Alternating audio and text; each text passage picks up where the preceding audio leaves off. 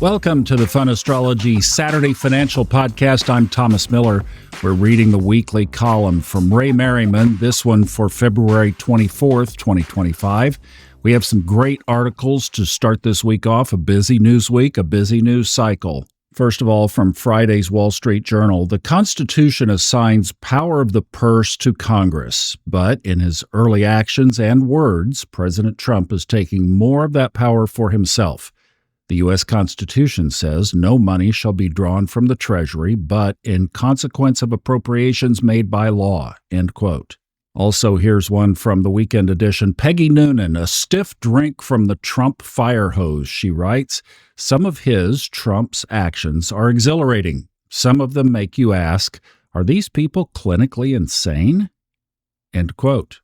From Friday's Bloomberg, Chinese AI sensation DeepSeek plans to release key AI model codes and data to the public starting next week, an unusual step to open source and share far more of its core technology than rivals like OpenAI have done. End quote. And now, Ray's back this week and his commentary.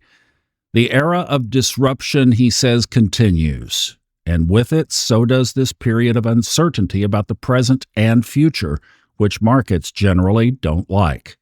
The next disruption in market behavior may have started as we enter the orb of both Mars and Venus changing directions. Most global stock indices followed a similar pattern last week. Many were doing fine until midweek and then sold off. The Nasdaq, for instance, made a new all-time high on February 18th, and the S&P tested its all-time high the next day. And then all fell hard into Friday, with the Dow Jones Industrial Average taking the brunt of losses.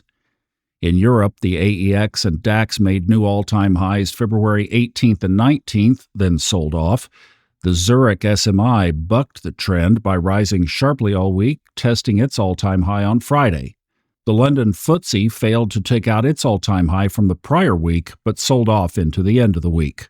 In Asia, it was a mixed bag, with the Hang Seng soaring to its highest mark in 3 years. But in India, the Nifty fell to its lowest level since June 2024. All in all, it was a very unsettling week for many global indices, as well as commodities and cryptos. Promises of rallies that mostly fizzled out, symbolic of Mars about to change directions. They huffed and puffed, and then blew themselves down. Now, the short-term geocosmics for this week, digging into some astrology here. First of all, a quote from Adam Sommer, published on Monday from his Substack account.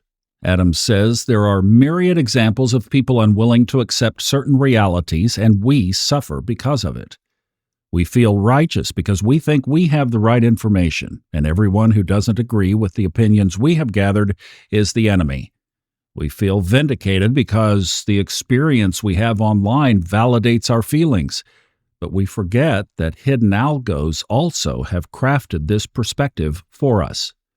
We are afraid to go to places where we may encounter the opposition because they are just so wrong that we cannot even think to insert ourselves there. It's a terrible state, yet it's a perfect state to be in for some chiron medicine. Oh, dear God, look, there's Elon doing the Sieg Heil. But wait a second, look over there, isn't that AOC doing it too? And let's be honest, he says in parentheses, neither of them were doing it. End quote. And this one is from the editorial board of The Economist from Tuesday, entitled How Vladimir Putin Plans to Play Donald Trump. They say there is despair among Europeans as President Donald Trump upends the post-1945 transatlantic alliance and falsely blames Ukraine for initiating the war. On Tuesday, Trump said, "You never should have started it." Now, Ray's comments in this short-term geocosmics section.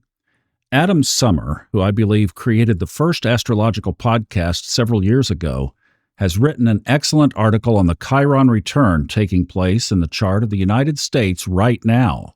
This is a 50-year cycle that seems to coincide with something akin to a midlife crisis in the chart of individuals, a fork-in-the-road period where one has to decide whether to continue on the path in life that they have built thus far, or if there really is something else they want to do that would make life more interesting and meaningful.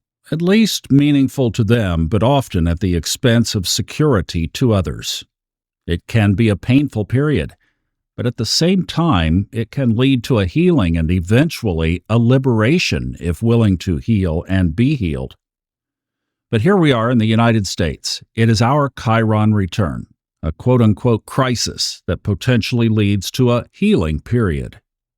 In the immediate period ahead, Mars retrograde, in effect since December 7th, comes to an end this weekend on February 23rd. But by the end of next week, March 1st and 2nd, Venus will turn retrograde. This is part of the retrograde chaos that we have identified between November 25th, 2024 and April 12th, 2025, when all of the personal planets, Mercury, Mars, Venus, and then Mercury again, enter their retrograde cycles back to back. The result is a series of start-stop actions as new information comes to light, causing a revision of initiatives recently started. It creates the appearance that leaders are disorganized, don't really know what they are doing or why. Typically, markets are put off by these abrupt changes of direction. With Mars and Venus both changing directions in the next week, a sizable reversal in many financial markets could commence, if they haven't just started. Both of these planetary stations have very high correlation to primary cycles or their phases, especially with stocks. With Mars, the correlation is about 75% within an orb of 10 trading days. With Venus, it's higher with an orb of 12 trading days. The overlap is February 13th to March 14th, with the center of influence being the midpoint next week on February 26th. So pay special attention to any market making a primary cycle high or low or a strong corrective retracement into this period. One market to watch closely will be gold. This will begin the 15th week of its 15 to 21 week primary cycle. And as of last week, February 20th, it made a new all-time high at $29.7340 in the nearby April contract. In bull markets, rallies lasting 8 to 13 weeks are the norm. It's rare that any financial market makes a primary cycle crest past the 18th week. Gold is in rare territory now and is a candidate for a reversal, especially as it nears our upside price target range for this primary cycle, as discussed in last week's annual forecast webinar. Recordings are available for those who missed it at the MMAcycles.com website. It's a well worth reference for financial markets over the next 6 months. Now the longer-term thoughts and opinions, and Ray says I have a lot to say this week. And for the first news quote, we go back to Peggy Noonan's A Stiff Drink from the Trump Fire Hose in the Wall Street Journal this weekend. She says, on Elon Musk, all of my adult life, the answer to let's find waste, fraud, and abuse within the federal government has been, whatever you find will be a rounding error. It isn't worth the pursuit. I never thought that true, and I never saw it only as a question of saving money, but of assuring citizens that their government can be trusted. It is heartening to see Doge attempt reform, exciting actually. But judgments about the definition of good spending seem to be up to Mr. Musk and his young men, who are assumed to know fat from muscle. Do they? We don't know. Everyone knows Doge will make mistakes, but that isn't the point. To take on seemingly all parts of government at the same time is to unsettle and confuse the entire government at the same moment. And that, says Peggy Noonan, is dangerous. End quote. This is from Wednesday's Babylon Bee, the spoof blog. The Department of Government Efficiency faced renewed calls for independent oversight after news broke that Doge boss Elon Musk had callously cut off Social Security benefits for thousands of Revolutionary War veterans.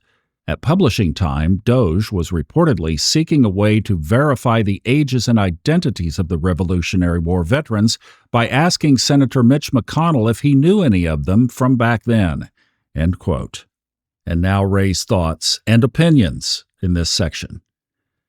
This choice between fear of the unbelievable, versus hope that this is all simply theatrics that will lead to peace and prosperity, is reflective of the nature of Saturn, seriousness and fear, conjoining Neptune, acting and misdirection, moving into Aries. Let's not dither with concerns about possible consequences later on, because we might miss the chance to succeed now. But let us face straight on the elephant in the room of Saturn conjunct Neptune in Aries. It has to do with fear of the unknown and lack of trust in leaders who make choices that affect our collective psyche, even to the very existence of many in the world. Saturn wants to know what to expect in the external world of phenomena.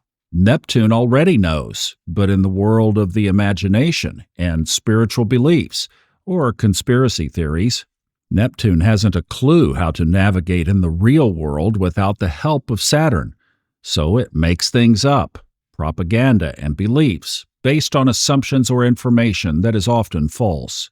And it does so in order to create a narrative to make itself look like it is all-knowing, that it cares. But in reality, it usually is more con than care. Think of Neptune and Saturn in their highest manifestation as the drive and vision to make dreams come true, to create a reality of blissful peace through imagination, clear-headed planning, and hard work. The downside is that the dream may turn into a nightmare that you hope will end soon. Neither reality, either hope or despair, is likely for long. You eventually wake up and the dream, for better or worse, ends. Yet, with retrograde chaos also underway now, it starts up all over again. It's like the movie Groundhog Day with Bill Murray, where he keeps waking up and reliving the same day over and over again. You start something new, stop, restart again, stop again, and you're right back at the same place where you started, only now with a whole lot of drama, accompanied with a loss of trust and goodwill, i.e., political capital. If you want to succeed and be respected under these cosmic conditions, it's very simple. Use this period of time to develop well-thought-out strategies, and then implement them with awareness and sensitivity to the needs of others. Or as Elvis Presley sang, don't be cruel. Being cruel will diminish trust, the all-important characteristic that determines the support and success you will receive in the future and which will define your legacy in the end. Rushing under a Saturn aspect, and one that is about to enter the impatient sign of Aries with Neptune, is bound to be fraught with contradictions, mistakes, and unanticipated results that could make matters more complicated and less easily resolvable. How does this relate to markets? At some point, the floor can give way and a feeling of falling into an abyss arises. In other words, if a rally to new all-time highs in equities happens, it may get frothy, and there can also be very sharp declines to follow. Both of these market actions could happen by August. The dream of bliss first can quickly turn into a mini panic, a panic that is the result of rushing into actions too quickly, which are not fully thought out, or by behaving as a bully, which is a typical Saturn in Aries misjudgment, pushing others into a corner without the time to work out compromises or voluntary acceptance. This can be avoided.